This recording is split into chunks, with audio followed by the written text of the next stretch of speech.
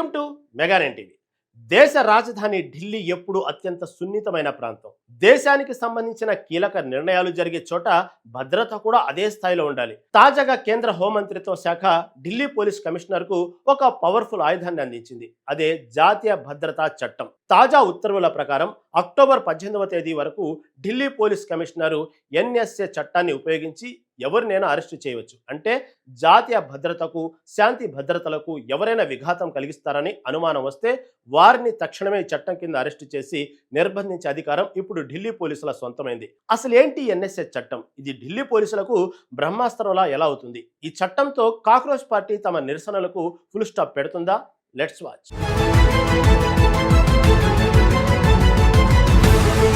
అసలు ఈ ఎన్ఎస్ఏ చట్టం పేరు వింటేనే నేరస్తులు, ఉగ్రవాదులు ఎందుకు వణికిపోతారో తెలుసా? ఇది సాధారణ ఐపీసీ సెక్షన్ల లాంటిది కాదు.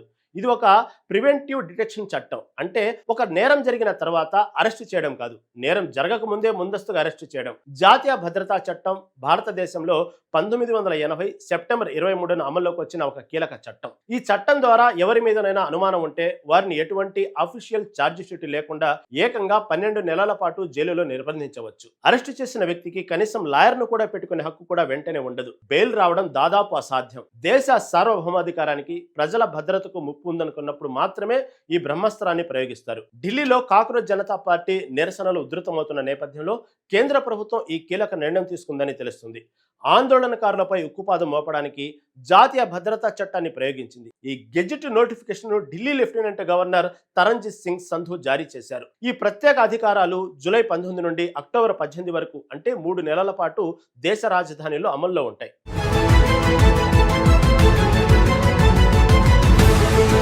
అయితే ఇక్కడ ఒక పెద్ద ప్రశ్న తలెత్తుతుంది. కేంద్ర ప్రభుత్వం ఈ నిర్ణయాన్ని ఇప్పుడు ఎందుకు తీసుకుంది? దానికి ప్రధానంగా 2 కారణాలు కనిపిస్తున్నాయి. మొదటిది, రాబోయే స్వాతంత్ర దినోత్సవం ఆగస్టు 15న ఎర్రకోట దగ్గర ప్రధాని జెండా ఎగరవేసే సమయంలో ఎలాంటి అవాంఛనీయ సంఘటనలు జరగకుండా ఉగ్రవాదుల స్లీపర్ సెల్స్ ను ముందుగానే ఏరిపారడం దీని ప్రధాన లక్ష్యం. ఇక రెండవది, ప్రస్తుతం పార్లమెంటు సమావేశాలు జరుగుతున్నాయి. దేశ రాజధానిలో వీఐపీల కదలికలు ఎక్కువగా ఉంటాయి. కొన్ని విద్రోహ శక్తులు, గ్యాంగ్స్టర్లు శాంతి భద్రతలను దెబ్బతీసేందుకు ప్లాన్ చేస్తున్నారన్న ఇంటెలిజెన్స్ నివేదికల ఆధారంగానే కేంద్రం ముందు జాగ్రత్తగా ఈ నిర్ణయం తీసుకున్నట్లు భద్రతా నిపుణులు విశ్లేషిస్తున్నారు.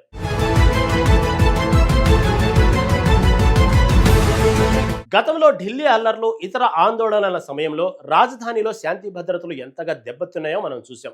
అలాంటి పరిస్థితులు మళ్లీ పునరావృతం కాకూడదనే ఉద్దేశంతోనే హోంమంత్రి అమిత్ షా ఈ వ్యూహాత్మక అడుగు వేశారు. ఎవరైనా దేశ భద్రతతో ఆడుకోవాలని చూస్తే వారికి చట్టం తన పూర్తి రూపాన్ని చూపిస్తుంది అని ఈ నోటిఫికేషన్ ద్వారా కేంద్రం దేశద్రోహులకు స్ట్రాంగ్ మెసేజ్ పంపింది. ఈ చట్టంతో ఢిల్లీ పోలీసులకు ఇప్పుడు పూర్తి స్వేచ్ఛ దొరికినట్లయింది.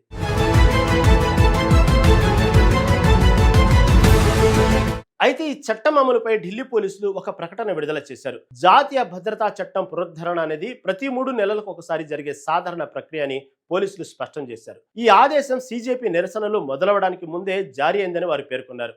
ఇటీవల జరుగుతున్న పరిణామాలతో దీనికి ఎలాంటి సంబంధం లేదని, ఇది కేవలం పరిపాలనాపరమైన ఉత్తర్వు మాత్రమేనని ఢిల్లీ పోలీసులు తెలియజేశారు. సోషల్ మీడియాలో ఈ విషయంపై తప్పుడు ప్రచారం జరుగుతుందని, సీజేపీ ఉద్యమాలను అణిచివేయడానికి ఈ అధికారాలు ఇచ్చారన్న దాంట్లో నిజం లేదని వారు కొట్టిపారేశారు. ఈ పునరుద్ధరణ జూలై 7 జరిగిందని, జూలై 19 నుండి అక్టోబర్ 18 వరకు అమల్లో ఉంటుందని వెల్లడించారు.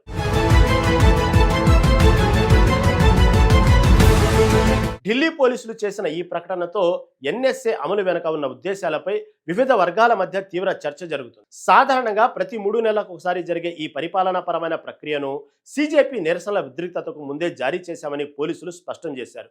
అయితే గతంలో కూడా 2020 జనవరిలో పౌరసత్వ సవరణ చట్టం వ్యతిరేక నిరసనల సమయంలోనూ ఢిల్లీ లెఫ్టినెంట్ గవర్నర్ 3 నెలల పాటు ఎన్ఎస్ఏ అధికారాలు పోలీస్ కమిషనర్కు కట్టబెట్టారు. అప్పుడు కూడా పోలీసులు దీన్ని సాధారణ ఉత్తర్వుగానే అభివర్ణించారు. కానీ నిరసనలు ఉధృతంగా ఉన్న తరుణంలో ఇటువంటి ఆదేశాలు వెలువడటం పట్ల పౌర హక్కుల కార్యకర్తలు, రాజకీయ విశ్లేషకులు ఆందోళన వ్యక్తం చేస్తున్నారు. ఇది ఎన్ఎస్ఏ చట్టాన్ని దుర్వినియోగం చేయడానికి దారితీస్తుందని వారు భయపడుతున్నారు.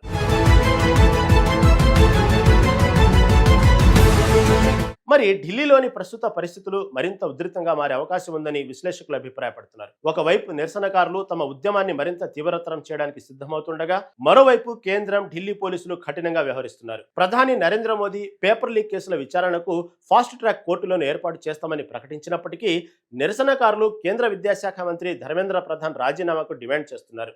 రాబోయే రోజుల్లో ఈ నిరసనల పట్ల ప్రభుత్వ ప్రతిస్పందన ఎలా ఉంటుందో చూడాలి. ఇది దేశవ్యాప్తంగా ఎలాంటి ప్రభావం చూపుతుందో వేచి చూడాలి. ప్రస్తుతానికి ఢిల్లీలో జాతీయ భద్రతా చట్టం అమలు, సీజేపీ నిరసనలు ఒక్క సంచలనంగా మారాయి. ఇది ప్రజల్లో అనేక చర్చలకు దారితీస్తుంది.